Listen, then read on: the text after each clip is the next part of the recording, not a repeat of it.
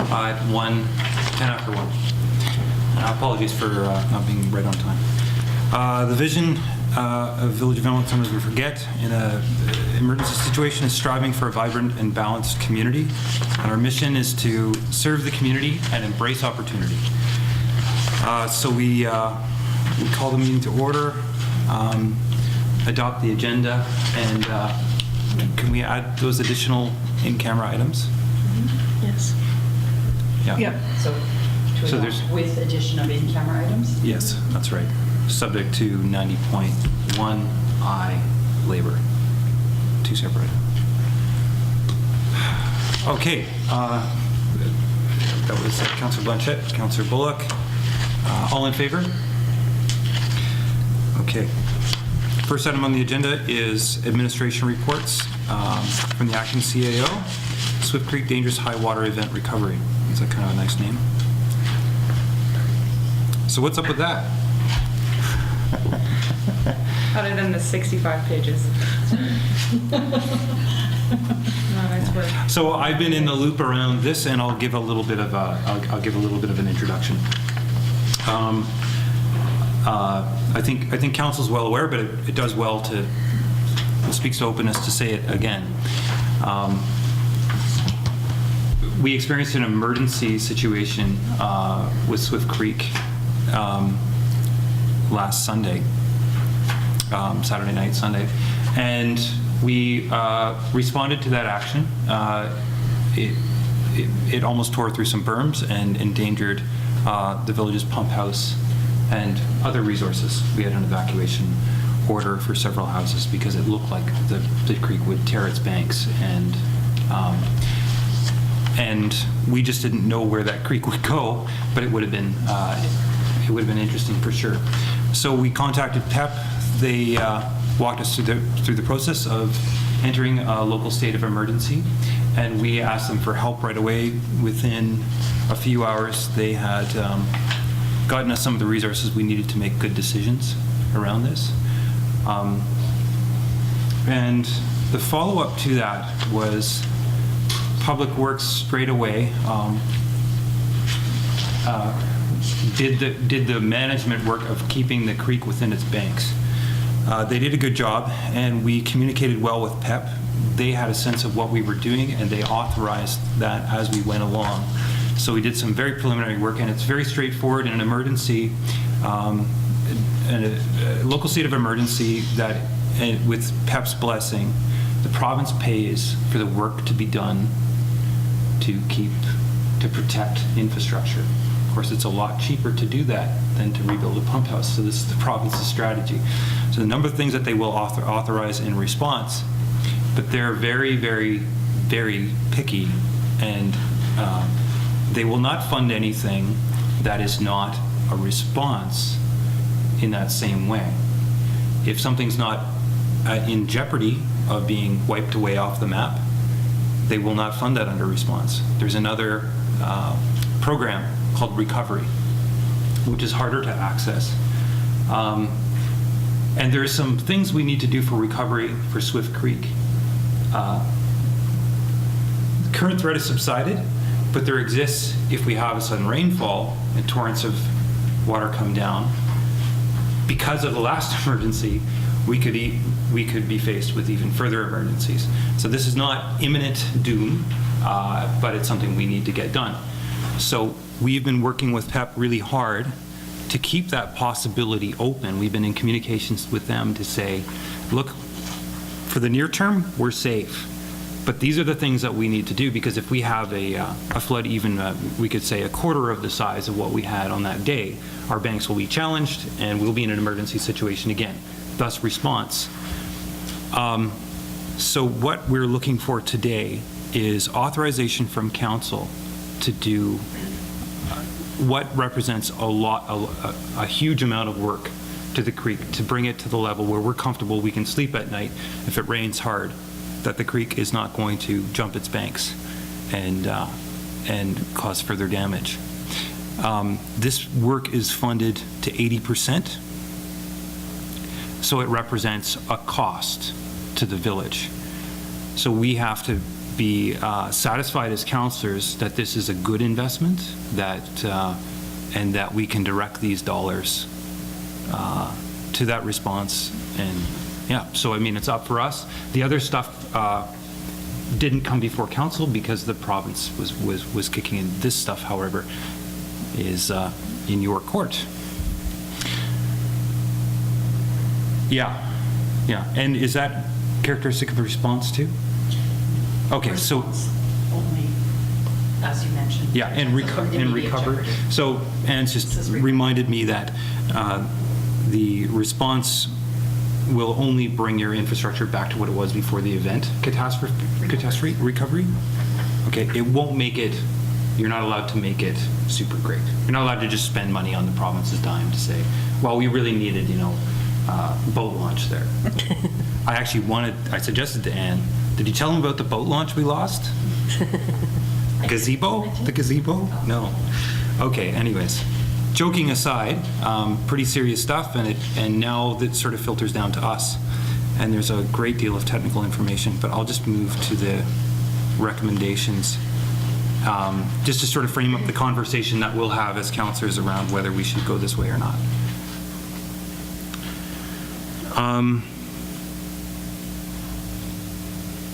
So there's a lot of appendices. Our electronic document here is 70 pages long, which I have to say is very brief as far as these things typically go. There is four options on the table. To approve an application for disaster funding assistance for recovery work with approval in principle to fund 20% of the costs. To approve funding for expert assistance in building a detailed recovery plan and cost estimate before applying for funding. So sort of a half kind of measure there, or sticking our toe in. To not approve funding for recovery work. To consider these options and provide a recommendation at the next regularly scheduled council meeting. So those are the four options, and I could start off with the questions for administration just on the first one. It sounds like there's, in option one, it sounds like there's an option to approve in principle disaster funding assistance for the recovery work. But does that approval in principle mean that we still have control over what happens in the future? Absolutely. What that does for us is it allows us to begin that process, which has already actually happened just in order for us to keep our foot in the door. Yeah. We have submitted our very rough cost estimate to the province, understanding that that isn't tying us to anything. It simply allows us to remain as a piece of their application. So they needed those numbers in order to include Valemount in that. Please understand, those are wild guesses at best. I have no idea at this point. That's the 823,000? That's correct.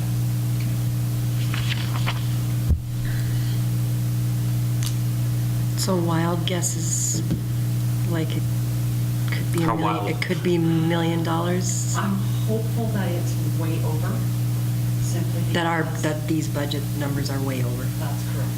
I am hopeful of that because of the fact that what we've currently applied for and are likely over on is $500,000. When you look at the amount of work that's gone on, they're already for $500,000. And I believe we will not be submitting invoices up to that $500,000 point.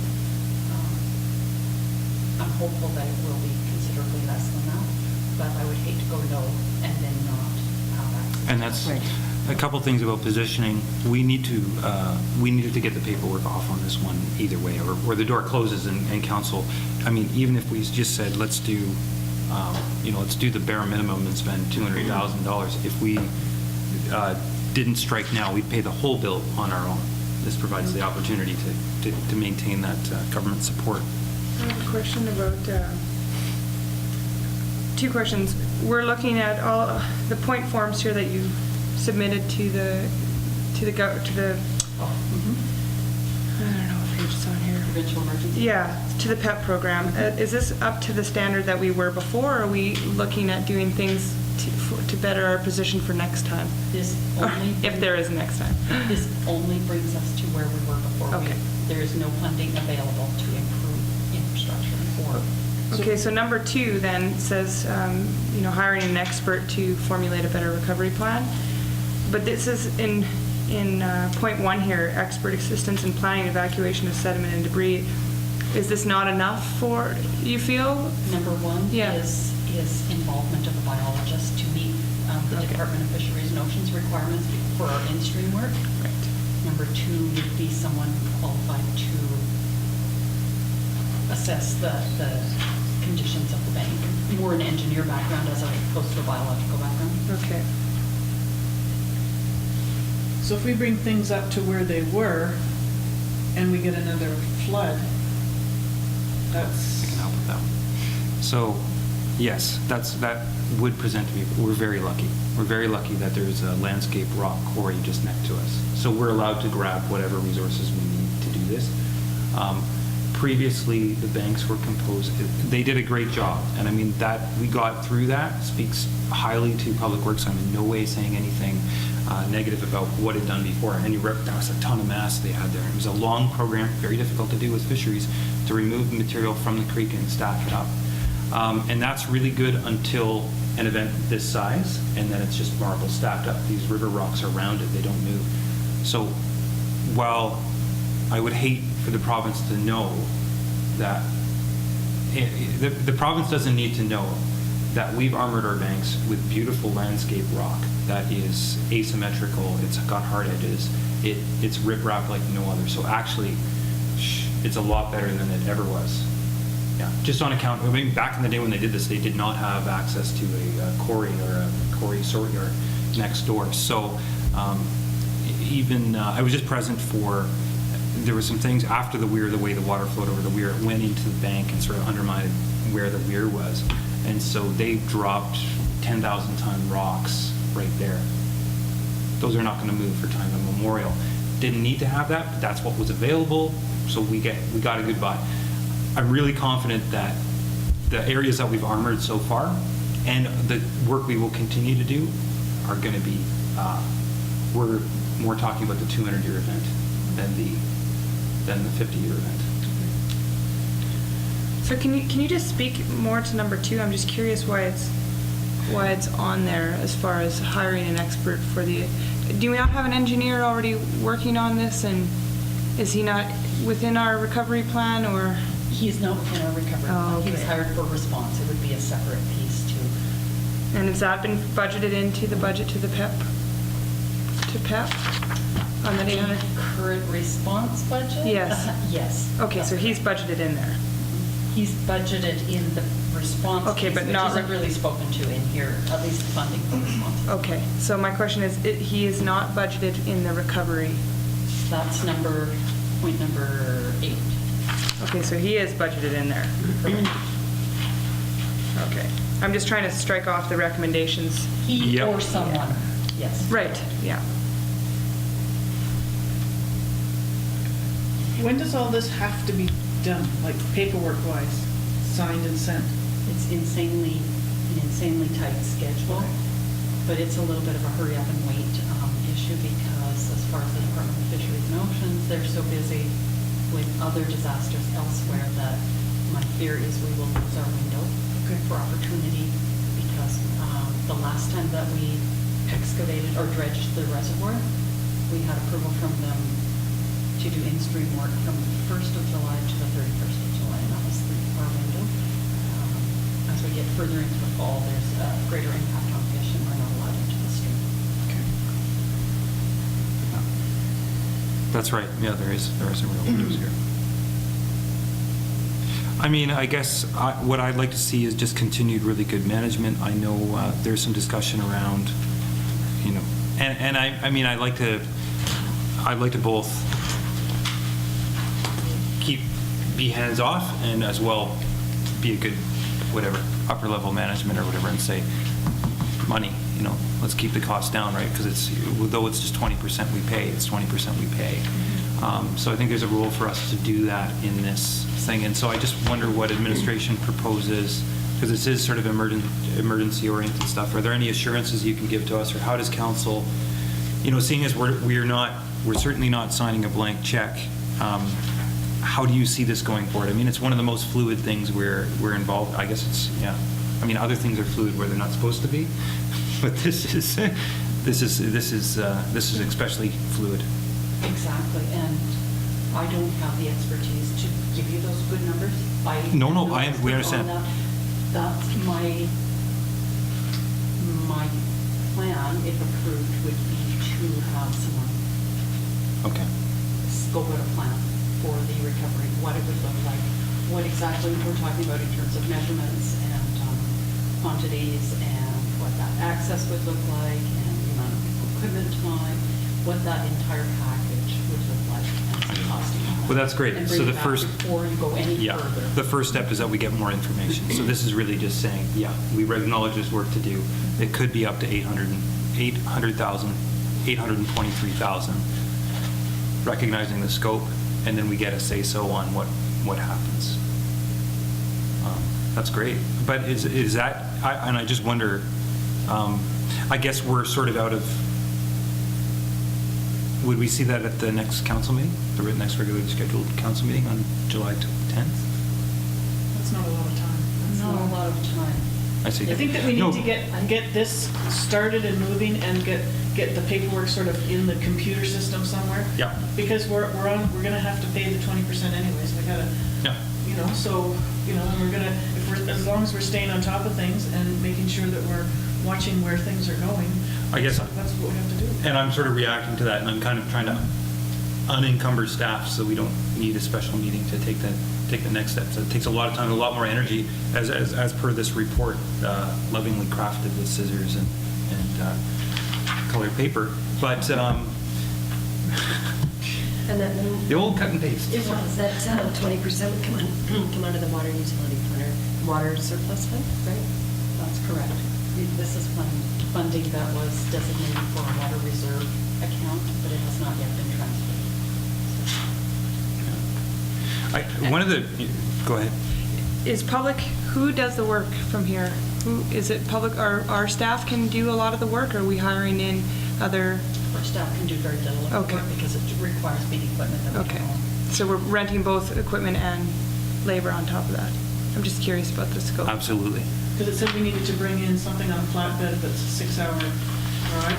Yeah. It's a big machine. Long range, Yeah. yeah. Long range hope. Yeah, we haven't even managed to locate one yet.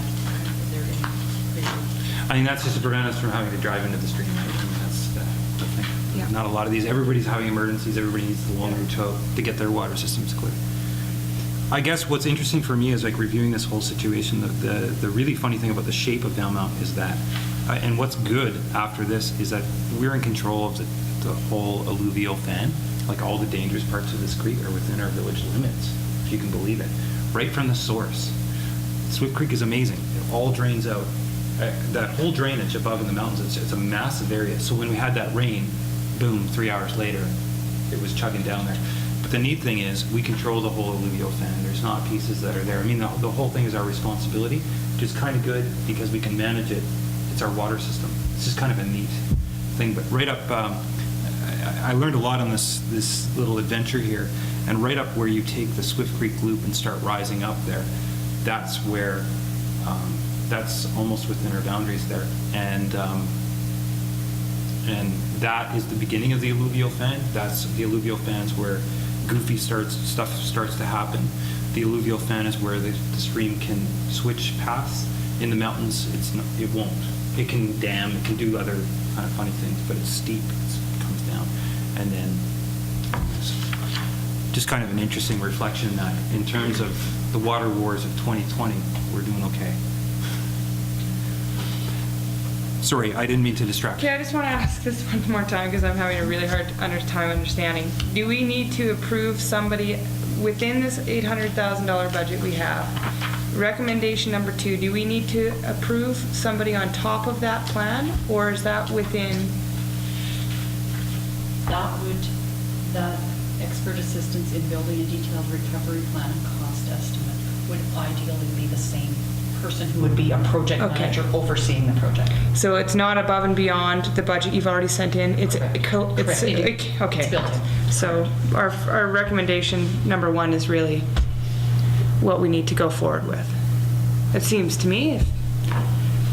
Yeah, me as well. Okay. For one, Yeah, to approve application for disaster funding assistance for recovery work with approval in principle to fund 20% of the costs. Mr. Mayor, may I interrupt? I know this is a chamber, commerce or whatever, meeting with the council and whatever. It's for the flood thing, but I've been sitting on my hands here because I've been really dying to ask a few questions. One, what about the fish lab? One moment. Oh, sorry. You may. Please ask. I'm sorry, but No, that's fine. I'm sitting here, observing what's going on, with the council members, and having lived down by the creek for 30-odd years now, I know that the fish ladders were very important. I mean, they took a lot of work to install. Yeah.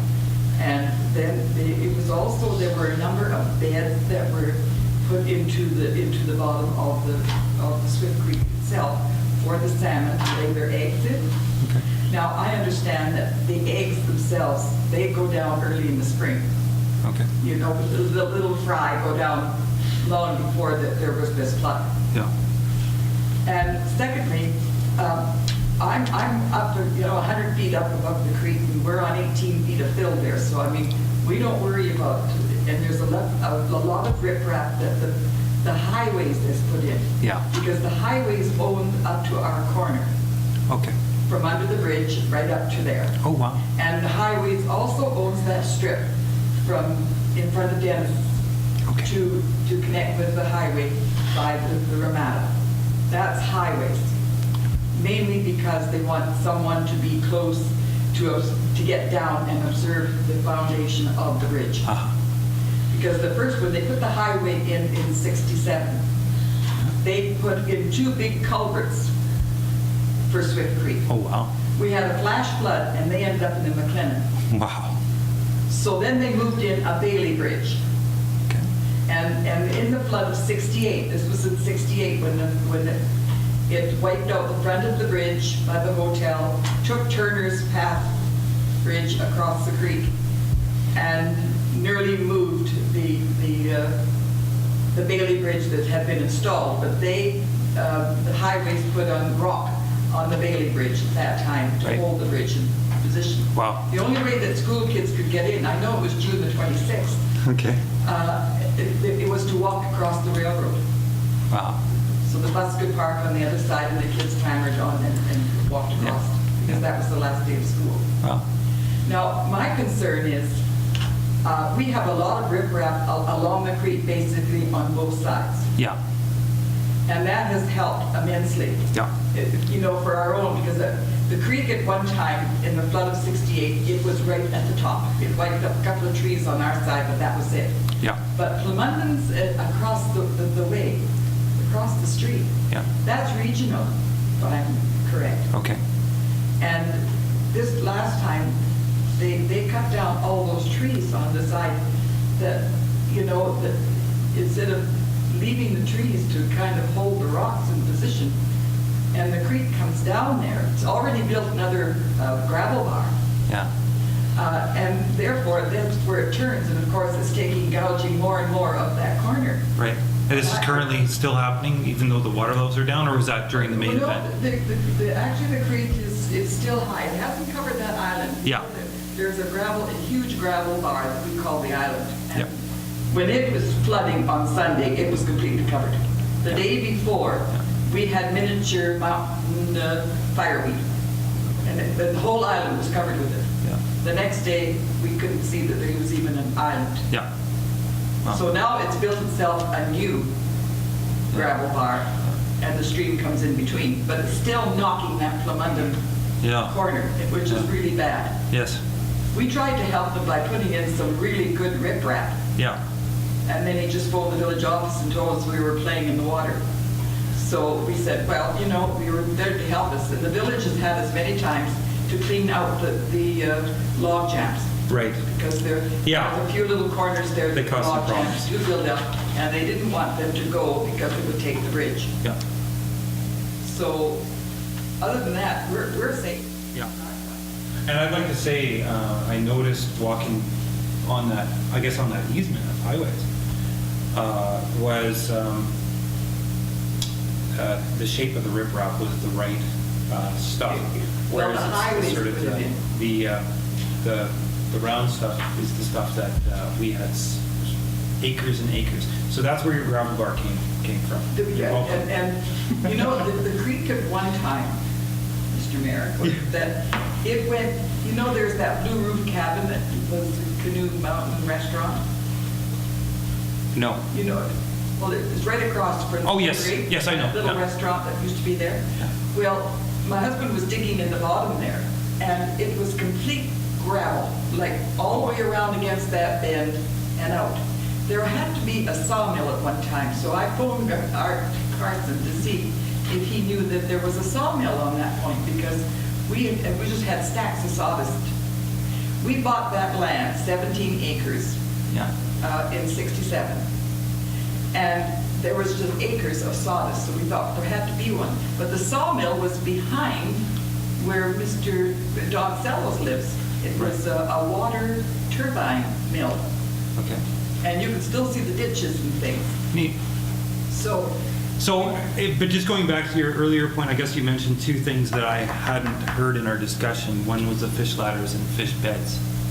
So those are, I guess the main concern that I'm hearing is, well, three main concerns. One is that the fish ladders, what's happened to them? yeah, what's happened to them, because, you know, Yeah. if their intake was destroyed or Yeah. whatever it is, then your fish ladders And then are there's some gone. spawning beds as well. Yes, there were spawning beds, you know.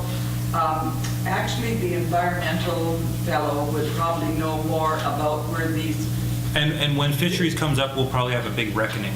yeah, well, I mean, and they were, but you know, as far as the fry, Yeah. if were laid last summer, Yeah. the eggs which were laid last summer, they're gone in the spring. Yeah.